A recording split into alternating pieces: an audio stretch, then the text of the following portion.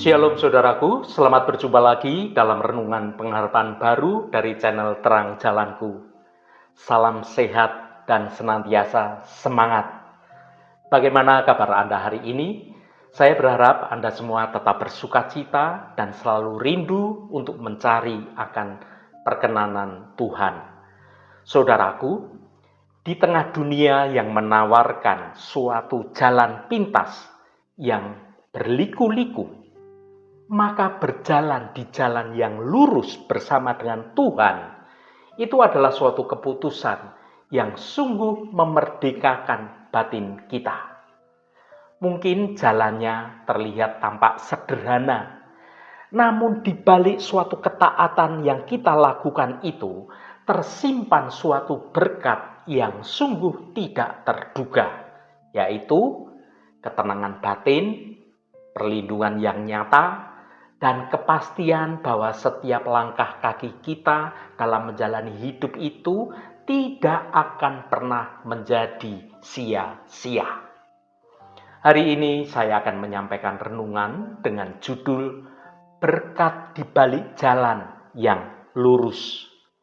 Namun sebelum kita mendengarkan firman Tuhan ini, mari kita bersama-sama menaikkan doa terlebih dahulu. Bapa Surgawi, kami bersyukur atas kesempatan untuk merenungkan kebenaran firman-Mu hari ini. Kami menyadari bahwa mengikuti jalan-Mu yang lurus bukan sekedar soal ketaatan, melainkan tentang menemukan suatu berkat sejati yang telah Engkau janjikan pada kami. Bukalah mata hati kami agar kami dapat mengerti bahwa di balik setiap langkah integritas kami, ada penyertaan-Mu yang sungguh tidak terbatas. Biarlah Roh Kudus memimpin pikiran kami, sehingga renungan ini dapat menguatkan iman kami untuk tetap berjalan di jalur kebenaran Engkau. Terima kasih Tuhan, dalam nama Tuhan Yesus Kristus kami berdoa. Haleluya, amin. Saudaraku yang terkasih, dalam dunia yang seringkali menggunakan ukuran kecepatan dan juga hasil yang instan, itu adalah suatu konsep jalan lurus atau integritas yang seringkali kemudian dianggap sebagai suatu beban kehidupan bagi orang-orang dunia. Banyak orang merasa bahwa untuk mencapai suatu puncak kesuksesan, maka seseorang itu seolah-olah harus fleksibel dengan kebenaran yang sesungguhnya. Itulah prinsip dunia. Kita melihat di sekitar kita bagaimana kecurangan yang dilakukan secara terorganisir. Manipulasi data, atau sekedar seolah-olah kebohongan putih, istilah dunia, dalam bisnis dilakukan, dan itu tampaknya membawa orang seolah-olah cepat menuju suatu kemakmuran duniawi. Namun kita sebagai umat-umat Tuhan, sebagai anak-anak Tuhan, sebagai umat beriman, kita ini dipanggil untuk melihat sesuatu hal jauh lebih ke depan dari sekedar apa yang tampak pada permukaan semata. Mari kita baca firman Tuhan pada Amsal 11 ayat 1. Neraca serong adalah kekejian bagi Tuhan, tetapi Ia berkenan akan batu timbangan yang tepat. Saudaraku, ayat ini bukan sekedar suatu peraturan kuno tentang perdagangan di pasar Timur Tengah ribuan tahun yang lalu. Ini adalah suatu prinsip kekal tentang karakter Allah sendiri dan bagaimana Allah itu berinteraksi dengan kita sebagai anak-anaknya. Di balik perintah yang jujur ini, tersimpan suatu janji perlindungan, juga janji penyertaan yang tidak bisa dibeli dengan keuntungan atau materi dunia apapun. Saudaraku, frasa yang berkata, Neraca serong adalah kekejian bagi Tuhan. Mari kita mempelajari dan memahami maksud neraca serong di zaman modern, di zaman sekarang ini. Pada masa Raja Salomo, perdagangan itu dilakukan dengan suatu timbangan manual. Seorang pedagang yang tidak jujur akan memiliki satu set batu timbangan. Ada satu batu yang sedikit lebih ringan. Ini digunakan untuk saat dia menjual, agar pembeli dapat barang yang lebih sedikit dari apa yang seharusnya dibayar. Dan ada satu batu lagi yang lebih berat. Ini digunakan untuk saat dia membeli barang, agar si pedagang itu mendapat lebih banyak barang dari petani. Perbedaan kecil ini mungkin tidak terlihat oleh mata manusia, tetapi di mata Tuhan itu adalah suatu kekejian. Dalam konteks masa kini, neraca serong itu bisa bermanifestasi dalam berbagai macam bentuk. Misalnya, melaporkan jam kerja yang tidak akurat, atau menutupi cacat produk demi mencapai target penjualan, atau mengambil pujian atas pekerjaan yang dilakukan oleh orang lain, atau memanipulasi pajak, atau memanipulasi laporan keuangan. Itulah yang disebut neraca serong di zaman sekarang ini. Dunia mungkin menyebut ini sebagai suatu strategi atau suatu kelincahan dalam berbisnis, tetapi Tuhan menyebutnya kekejian. Mengapa demikian? Karena ketidakjujuran itu dapat merusak suatu tatanan kepercayaan yang Tuhan sudah tetapkan bagi manusia untuk berelasi dengan sesamanya. Ketidakjujuran adalah bentuk ketidakpercayaan kita bahwa Tuhan itu sanggup memelihara kita tanpa bantuan tipu daya. Karena kita tidak percaya pada keadilan Tuhan inilah, beberapa orang mencari keuntungan dengan cara tidak jujur. Dia takut kalau dia jujur, dia tidak mendapatkan keuntungan yang besar. Saudaraku yang dikasihi Tuhan, kita harus jujur mengakui bahwa memilih jalan yang lurus itu seringkali terasa melelahkan batin kita. Saat rekan kerja Anda naik jabatan karena dia menjadi penjilat atau memanipulasi berbagai macam laporan, dan Anda tetap di posisi yang sama karena Anda jujur, Anda menjaga integritas, maka akan ada muncul suatu godaan untuk Anda merasa kalah dari orang yang curang, di mana orang curang itu cepat seolah-olah naik jabatannya. Maka jalan yang lurus itu memang seringkali terasa lebih sempit dan terasa begitu terjal menanjak. Orang yang memegang batu timbangan yang tepat mungkin bisa kehilangan suatu proyek yang besar karena dia menolak memberikan suap. Mereka mungkin harus bekerja 2 kali lebih keras karena tidak mau mengambil suatu jalan pintas, tetapi jalan pintas itu ilegal. Namun disinilah iman kita ini diuji.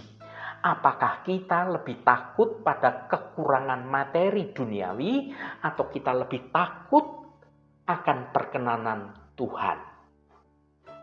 Saudaraku, sesungguhnya ada sesuatu kekuatan di balik kata berkenan.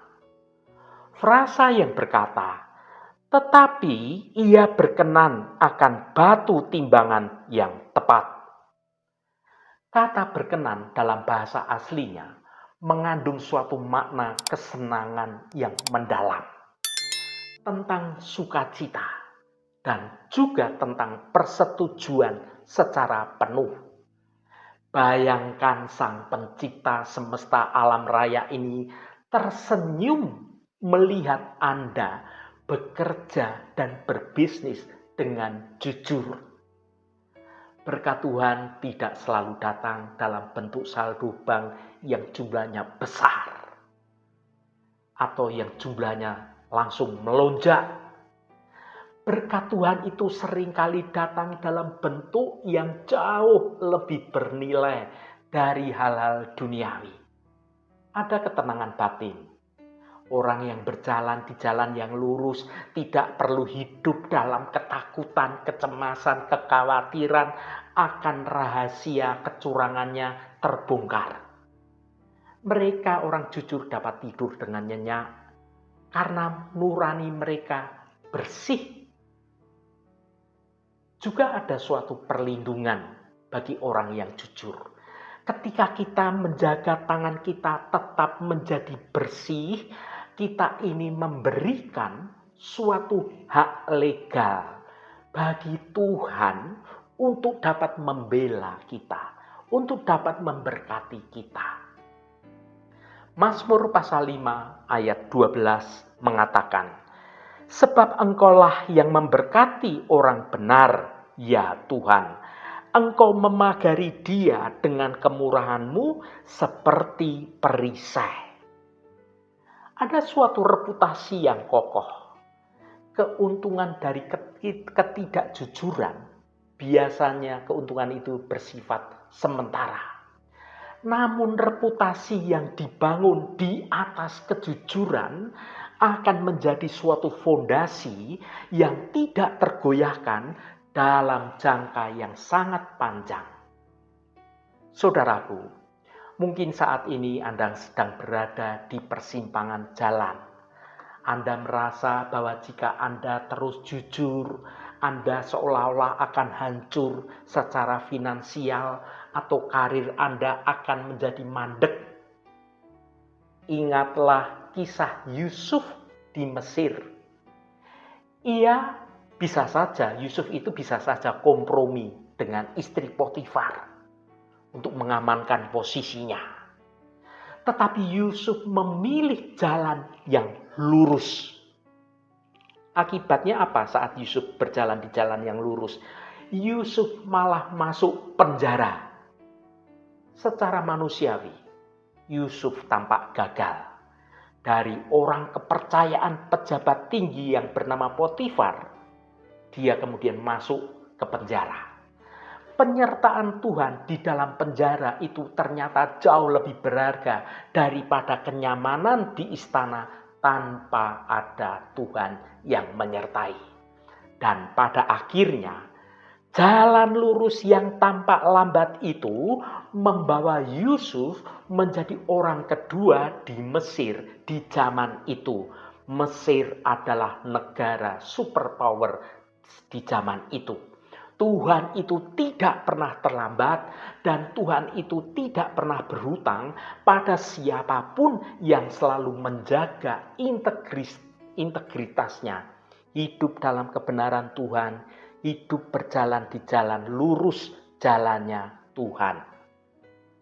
Hidup di zaman sekarang ini, maka menjaga tangan untuk tetap bersih itu dibutuhkan suatu komitmen yang harus dilakukan dengan sungguh-sungguh.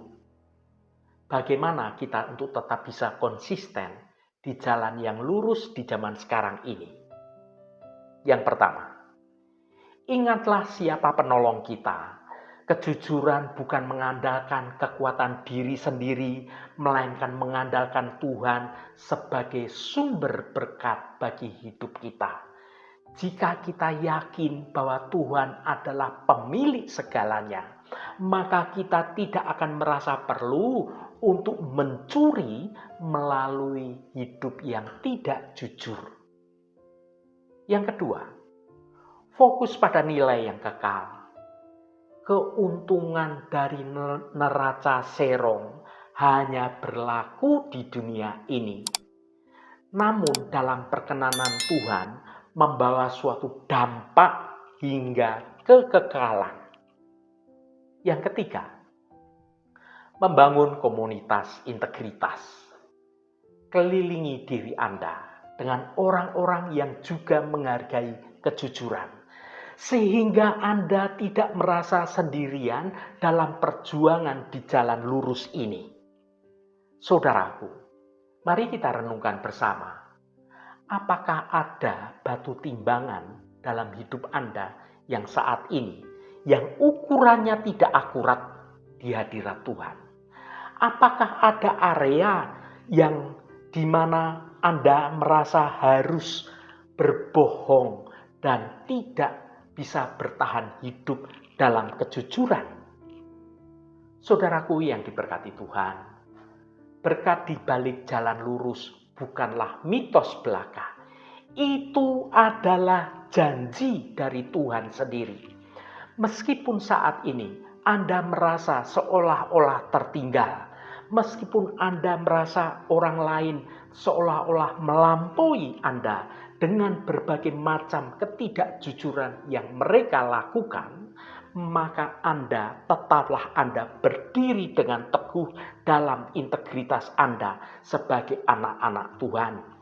Tangan yang bersih mungkin membawa beban yang memang berat di zaman sekarang ini, tetapi tangan itulah yang akan dijabat dengan erat oleh Tuhan yang penuh dengan perkenanan akan hidup Anda. Jangan takut menjadi lambat selama Anda berada pada jalan yang benar. Tuhan sedang membentuk karakter Anda, dan Tuhan sedang mempersiapkan suatu berkat yang tidak hanya besar jumlahnya, tetapi suatu berkat yang membawa keamanan bagi Anda untuk dapat Anda nikmati karena didapatkan dengan cara yang benar. Ingatlah, lebih baik memiliki sedikit berkat yang dari Tuhan dan juga ketenangan batin dan ketenangan hati Anda, daripada memiliki suatu kelimpahan yang disertai dengan berbagai macam kekejian di mata Tuhan. Tetaplah engkau menjadi jujur, tetaplah engkau menjadi tulus, karena ada perlindungan yang sungguh luar biasa bagi mereka yang berani tampil beda demi memuliakan nama Tuhan. Haleluya, Tuhan memberkati kita semua. Mari kita tutup renungan ini dengan berdoa. Bapa yang baik, kami bersyukur atas peringatan-Mu melalui Amsal pasal 11 ayat 1. Di dunia yang seringkali menghalalkan segala cara untuk mencapai tujuan, mampukan kami untuk tetap melangkah di jalan yang lurus dan jujur.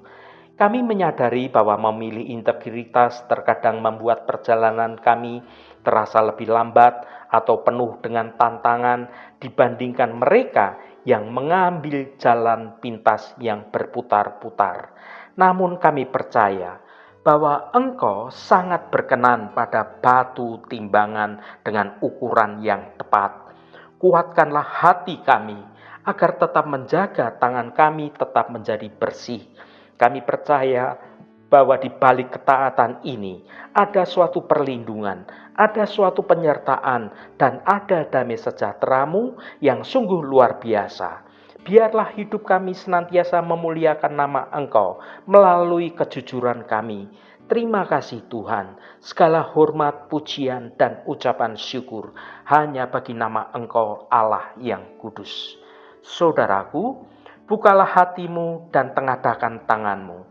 Terimalah berkat Tuhan. Tuhan memberkati engkau dan melindungi engkau. Tuhan menyinari engkau dengan wajah-Nya dan memberikan kasih karunia. Tuhan menghadapkan wajah-Nya kepadamu dan memberikan damai sejahtera. Berkat anugerah dari Bapa Surgawi, cinta kasih karunia dari Tuhan Yesus Kristus, dalam persekutuan dan penghiburan Roh Kudus, menyertai kita semua sekarang ini dan sampai selama-lamanya.